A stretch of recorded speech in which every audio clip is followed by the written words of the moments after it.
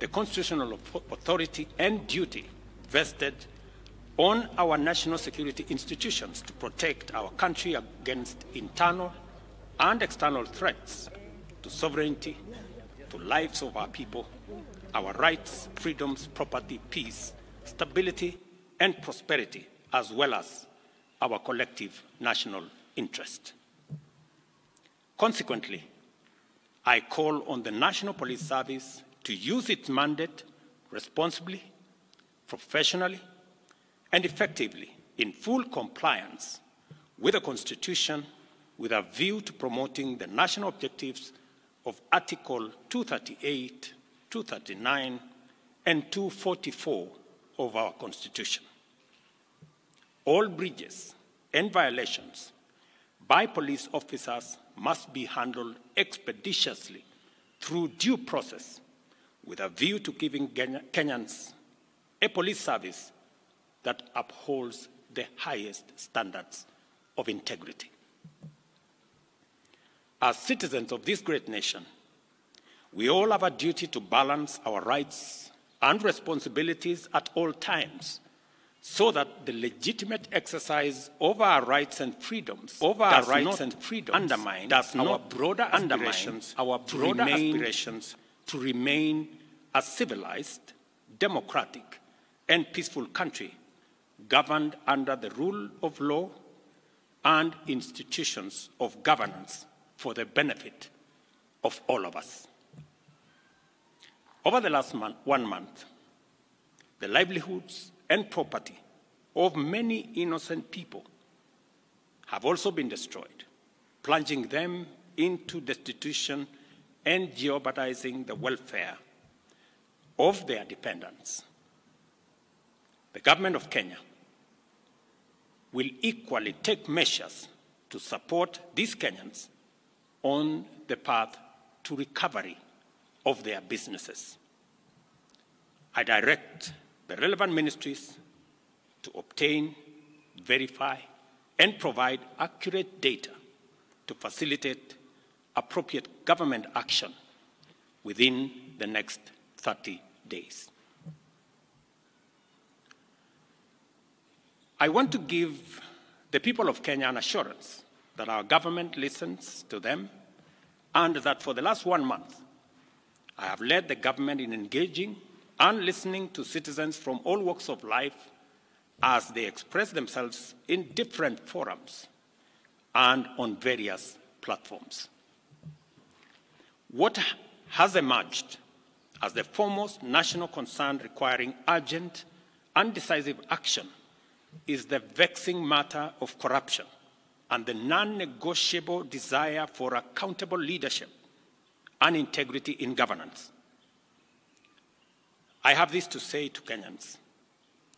I have heard you, and I have heard you clearly. Consequently, the following measures shall be taken to accelerate progress to achieving the objectives stated by the people. Number one, I will be proposing amendments to the Evidence Act and the Criminal Procedure Code, among other necessary legislative amendments to all statutes relating to corruption, to expedite investigations and prosecution of corruption and economic crimes cases, and provide for their conclusion within 6 months. We shall also be proposing amendments to the Witness Protection Act to overhaul the statutory and institutional framework to protect and incentivize whistleblowers and enhance witness protection, making it easier and safer for citizens to come forward and report corruption as well as other criminal activities.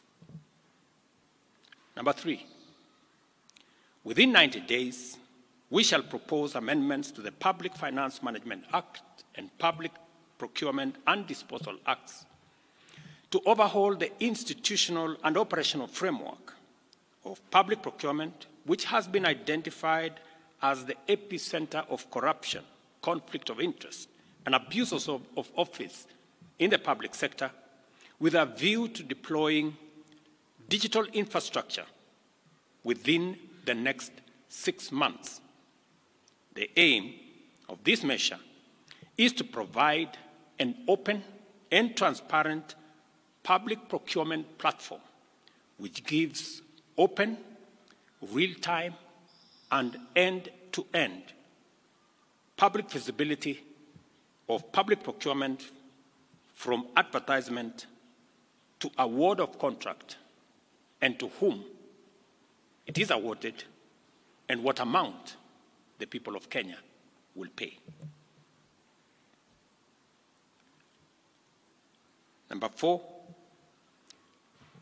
I have engaged with the parliamentary leadership and asked Parliament to expeditiously pass the Conflict of Interest Bill with the explicit caveat that I shall veto any bill enacted if it does not establish the highest bar with respect to accountability, integrity, and anti-corruption.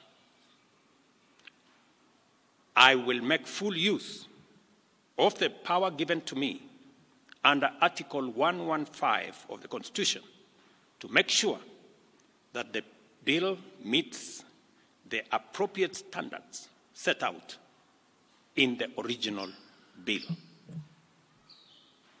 Number 5, while fully respecting the independence of the national justice, law, and order institutions, and pursuant to a commitment to consult and collaborate in leveraging their institutional capabilities in effective, expeditious, and conclusive investigations in respect of all active cases, it is essential for these institutions to provide a time frame to the people of Kenya, because that is what the people of Kenya want, within which proceedings shall be concluded, and the same timelines clearly communicated to the public.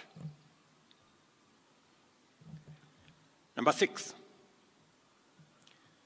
about 400 billion shillings is spent on tax expenditure every year, especially on VAT refunds, a process that is largely opaque and with limited accountability. Within 90 days, I will be working with Parliament to provide a legislative and regulatory framework to make this process transparent, open, and accountable, with a view to reducing this huge public expenditure and direct savings from this exercise to the productive sectors of our economy. This is going to be a very important exercise of engaging Parliament in consultations with the people as to whether it is right for us to spend 400 billion Kenya shillings every year collected from the people of Kenya to pay a few companies on matters of VAT refund. Number 7, the government will also work with Parliament to tighten legislation to reduce and eliminate imports of goods and products already manufactured in Kenya, so as to promote our value addition, our manufacturing, and industrialization program in our quest to create more jobs, create more opportunities, and create wealth in our nation. We must have a national conversation as to whether we want to be a supermarket for products from other countries, or we want to produce products that we already have manufacturing capacity in Kenya.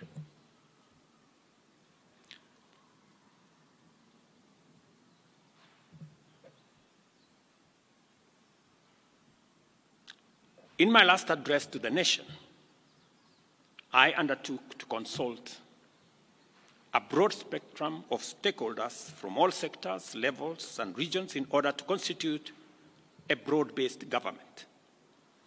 In line with this undertaking, I will be forwarding additional names to Parliament for vetting prior to appointment based on the understanding of the Cabinet's essential role in driving the transformational agenda that makes Kenya a better, more just, and more prosperous nation for all of us. Once constituted, the new Cabinet will steward our transformation agenda that is already in place in providing effective and efficient public services, expanding opportunities for employment and wealth creation, and creating a tide that lifts every boat. Our collective ambition is to turbocharge the performance of our economy to achieve our universal health coverage, which ensures that no one is left behind or impoverished on account of healthcare costs.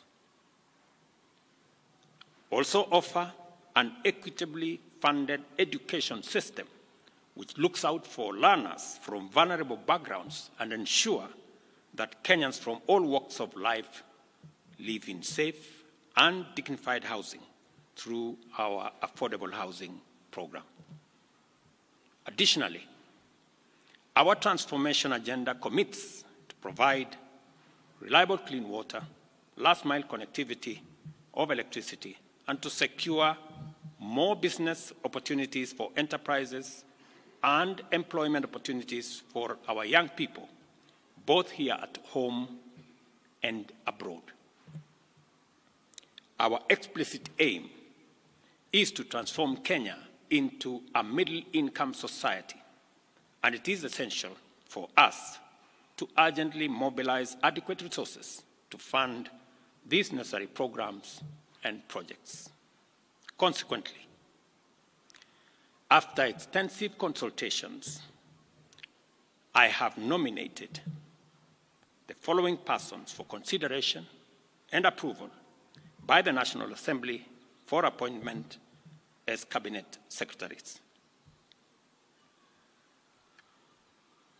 I commend the leadership of diverse organizations, both in public and private sectors, including political parties, for their encouraging response to my outreach to consult on forming a broad-based government. Their willingness to set aside partisan positions and interests in order to join a visionary partnership for the radical transformation of Kenya is a historic gesture of their patriotism. I know and I understand acutely the huge expectation of the people of Kenya on me and this administration. And I equally understand that that responsibility can be made easier if we work together as a nation. And as I said, the opportunity we have to work together across political lines, across different divisions, is much more greater than the challenge and the crisis we have in our hands. I take this opportunity to express my appreciation for their commitment and reiterate my pledge to engage alongside them in a national conversation that is inclusive, citizen-centered, and aimed at consolidating and accelerating the actualization of inclusive growth and national transformation. As I take this step, and as I expand and broaden this administration, I am acutely aware that the responsibility of managing the affairs of the country vested in the cabinet, in the expanded cabinet, will require of us to work together and to focus on that which brings honor to our country.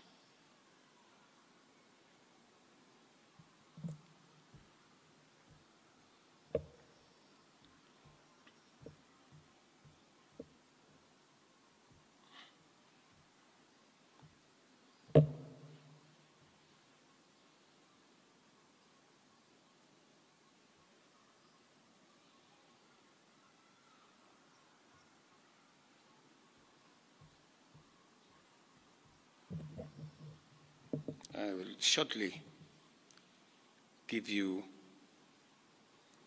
the list of my nominees.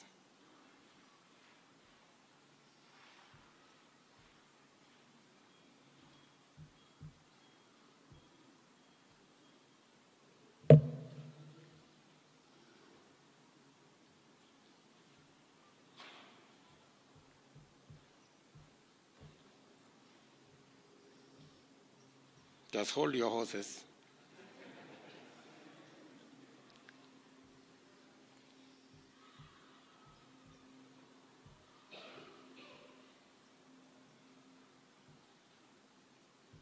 Just hold your horses. Great.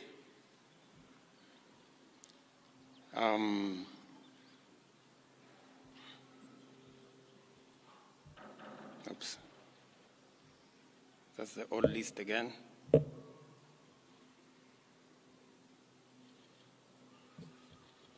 Where did it disappear?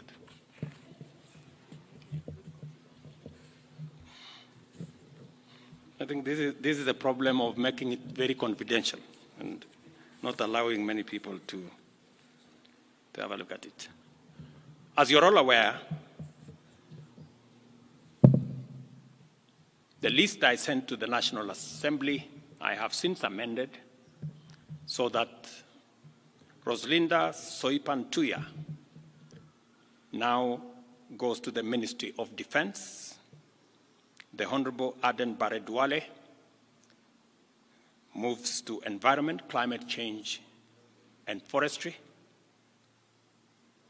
I have now forwarded the name of John Mbadi Ngongo to the Ministry of National Treasury and Economic Planning. Salim Mvuria Mgala, Ministry of Investment, Trade and Industry. Ms. Rebecca Miano, Ministry of Tourism and Wildlife. The Honorable James Opio Wandai, Ministry of Energy and Petroleum. The Honorable Onesimus Kipchumba Murkomen, Ministry of Youth Affairs, Creative Economy and Sports. The Honorable Hassan Ali Joho, Ministry of Mining, Blue Economy and Maritime Affairs. The Honorable Dr. Alfred Nganga Mutua, Ministry of Labor and Social Protection. The Honorable Wycliffe Ambetsa Oparanya, Ministry of Cooperatives and Micro, Small and Medium Enterprise Development.